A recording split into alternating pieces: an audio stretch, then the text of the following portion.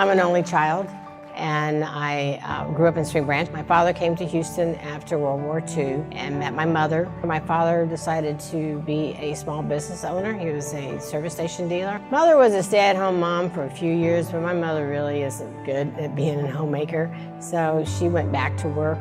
Well, very involved in Girl Scouts. My mother was a troop leader, and we had a pretty interesting troop when we were 11 years old in 6th grade. We all decided for our senior trip we wanted to go to Hawaii. So now you have to figure out how to raise money to go to Hawaii, correct? So Mother found the gentleman who delivered eggs. That's kind of what I did for the next 10 years, was sell eggs. And we raised enough money for our troop to go to Hawaii. Well, I think the thing about going to college, especially in my family, certainly nobody went. So I was just going to stay at home. But my mother did say, well, if you're going to go to college, you're going to do the whole thing. You're going to live on campus. So I can't imagine what my school experience would have been like if I hadn't been in those dormitories, because the people I know, the connections that we have, those are still the people, that I'm connected to today. And of course, at the time, there were only guys living in Oberholzer Hall and in OB, and they were calling themselves the OB gangbangers, and still do call themselves the OB gangbangers, and those became my friends. But what makes it extraordinary about that particular group of people, their golf tournament that they started in 1972 called the OB Open, and keeping that tournament going for over 40 years is pretty remarkable. My husband and I were able to make a large contribution to that. For 20 years, we had the after party in the backyard. From driving the beer cart to hosting the party in the backyard. That was my big contribution in the early days, was driving the beer cart. But so that was a lot of fun. I played on the Beauty Bowl for 2 years. I was on the quad squad. We won all female intramural football in 1 year. I left in 1977 to West Central Illinois to go to graduate school. I've always worked for nonprofit. I've worked for the March of Dimes, I've worked for a child abuse prevention agency, I've worked for the National Multiple Sclerosis Society. I went back to school in 2000, got a master's in social work. Well, the Graduate College of Social Work is the only college on campus that's just a graduate program. I went all the way through as president, and then I finally went off. I said, as I do have a firm belief that you really do need to turn over people, and you really shouldn't have ongoing board members that are lifetime board members. That's not healthy for any organization. I was very reluctant to go back on when I was invited to come back, and so I did. But this time I really kind of found my little niche being the treasurer. Kind of enjoyed being treasurer and not having some responsibility, but not major responsibilities. Michael is my husband, who I met when I went back to Houston, and we got married in 1987. I certainly wouldn't have any of this involvement at any point level if it wasn't for him. And I was very active when we first got married. I said I wanted to go to the University of Houston football games, and he said sure, and we immediately made a commitment to buy season tickets. I don't really deal with recognition very well. I like doing things. I like reaching out. I like helping people. I like getting people moving and doing things. I like trying to be the driver, but I do it just because I want to. I don't do it for recognition. Ooh, someday I wish upon a star, wake up where the clouds are far behind. Be where trouble melts like lemon drops, high above the chimney top, that's where you find me, somewhere over the rainbow. Bluebirds fly, and the dream that you dare to, oh why can't I?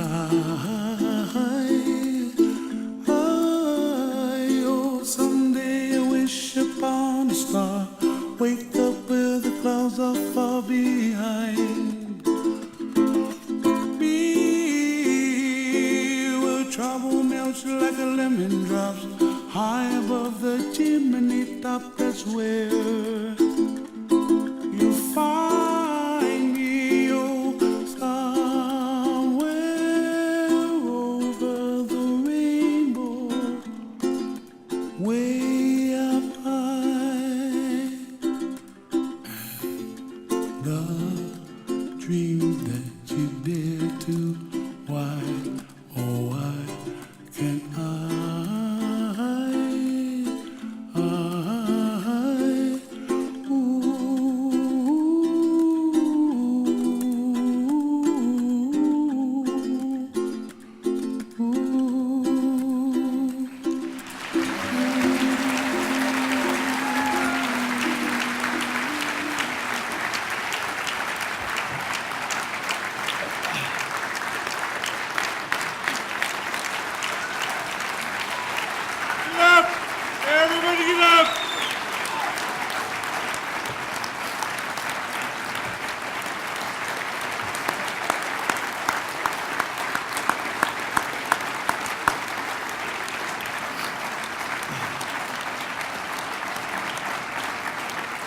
What an amazing lady and alumnus she was.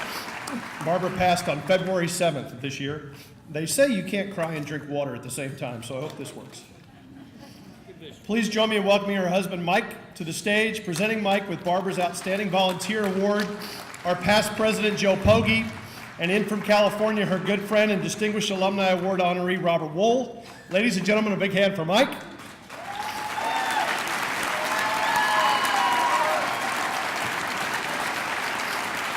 Thank you for allowing us to honor Barbara. And I'm going to allow Joe Pogge and Robert Wohl to say a few words.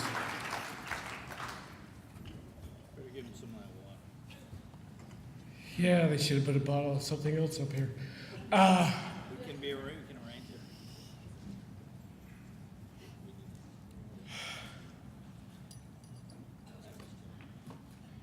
I'm not gonna lie, this sucks.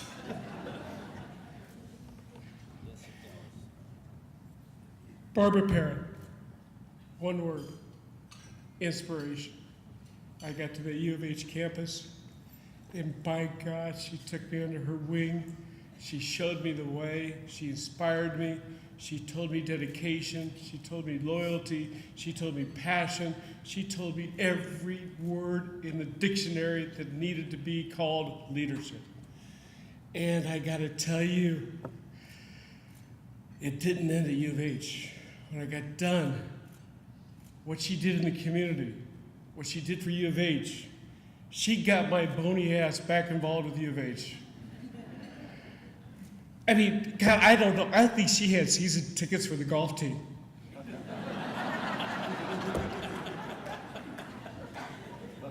I mean, she was Cougar Blue all the way through. I mean, she was just the best. If you didn't know her, I'm sorry. If you did know her, you were blessed like I was, because I had Barbara in my life. The good Lord gave me that time with her. And that time with her will never be forgotten. And that time with her will be taking me to new heights and new levels, because Barbara is an inspiration. So today, take that inspiration and go out and do something with it. Now I want to tell you, I have a good friend that's going to come up, and is very, very personal friend of Barbara's, Robert Wohl. Robert is a U of H guy that has gone on to accolades above and beyond. Good Morning Vietnam, Bull Durham, Batman, Arliss. So ladies and gentlemen, please welcome Robert Wohl.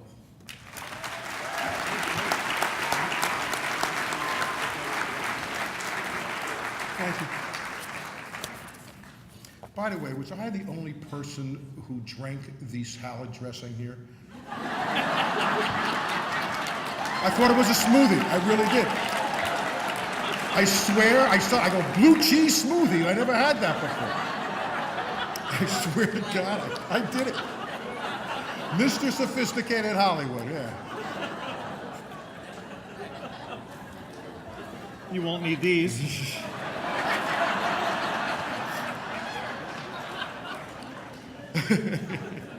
I'm going to keep this short because I'm afraid this ceremony is going to last longer than Carly Fiorina was a vice presidential candidate.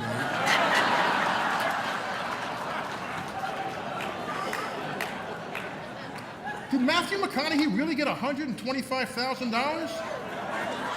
Shit, that's Hillary money. I arrived on the U of H campus as a freshman in the fall of 1969. I know what you're thinking. What's a kid from New Jersey doing at the University of Houston? And they accepted me. That's the truth. That's the truth. There was a war going on, and I had to go somewhere. I was the only Jew rejected from the University of Miami. It's true.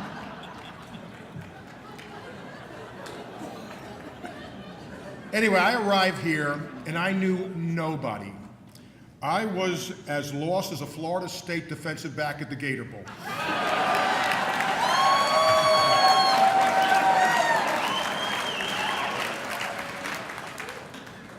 Damn, I wish I had gone with her to that. And the first person I met was Barbara Parrott at that time. Forgive me, Parrott. Yeah. Since that day, 47 years ago, when I arrived here yesterday, I had never been to Houston without Barbara Parrott being here. I was assigned to a room in the quad, and it was there that I met Barbara. And if there was anything, if there truly is something as a #1 draft choice, she was it. I mean, whether it was gathering students to around the Cougars, to rally the Cougars at the Astrodome or Hofheinz, or organizing the Beauty Bowl game that you saw, or canvassing voters as she was supporting a first-time congressional candidate named Barbara Jordan. That was Barbara.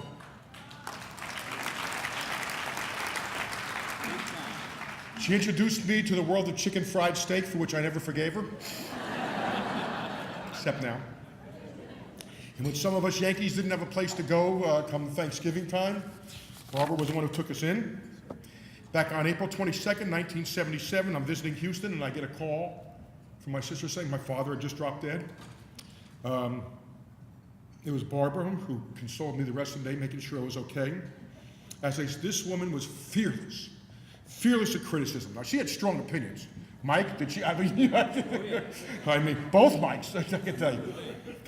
She not only supported the Cougars, though, but also the Oilers, the Texans, the Rockets, and had season tickets to the Astros.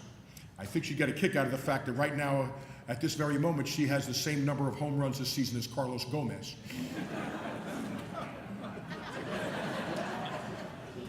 But boy, did she love U of H.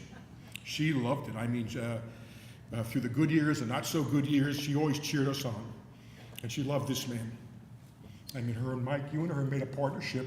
They shared loves of passion, food, wine, travel, and above all, each other. You know, people are always saying that life's too short. That depends. You know, I'm sure we all know a lot of assholes who life's been on much too long for.